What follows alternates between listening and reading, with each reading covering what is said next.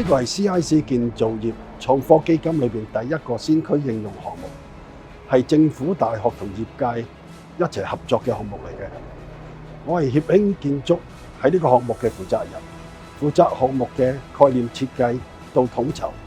由概念到落地全程跟進嘅，確保呢個創新技術咧係可以喺整個香港建造業界裏邊咧實現。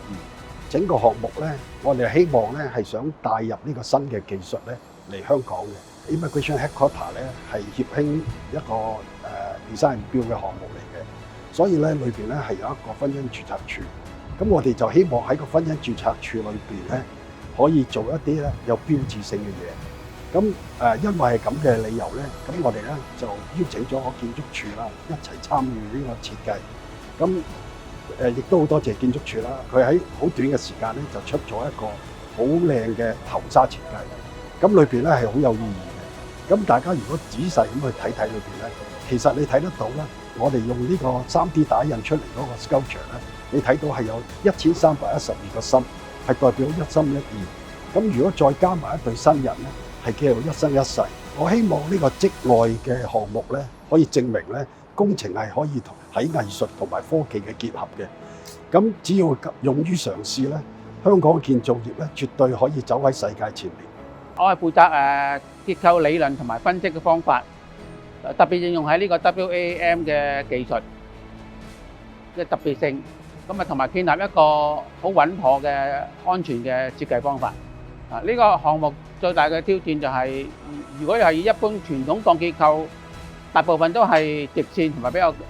簡單嘅曲線，但係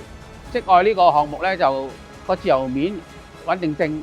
複雜性比較多，咁我哋所以咧就我要用一個二階直接分析方法，用一個先進嘅軟件嚟考慮到50年一遇嘅風速之下咧，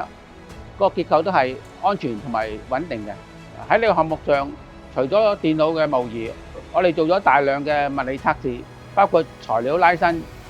壓縮穩定性，仲有焊縫測試。完工後咧，我哋用咗個3D 掃描同埋設計模型對比，精確度咧就好高嘅，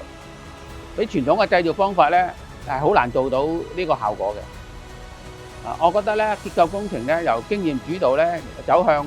數據驅動，機械人同埋智能化技術推動咗3D 金屬打印。二階分析法咧就比個傳統設計嘅方法，對於一般複雜嘅結構嚟講咧就更加穩妥嘅。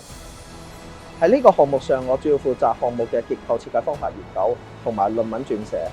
成個研究團隊有埋大學同業界嘅同事，一齊建立適合大型3D 金屬打印結構嘅設計標準。WAAM 即係 Wire Art Additive Manufacturing 電弧增台製造技術，係3D 金屬打印結構嘅一種。之前咧阿姆斯特丹有條人行天橋用咗類似嘅技術，我哋希望將呢個技術引入香港，證明喺本地都可以做到大型建築3D 金屬打印結構。呢個技術係由傳統嘅焊接工藝發展而嚟，結合咗機械自動化建造。隨住機械手臂嘅技術成熟，我哋可以製造出更為複雜嘅自由曲面金屬結構。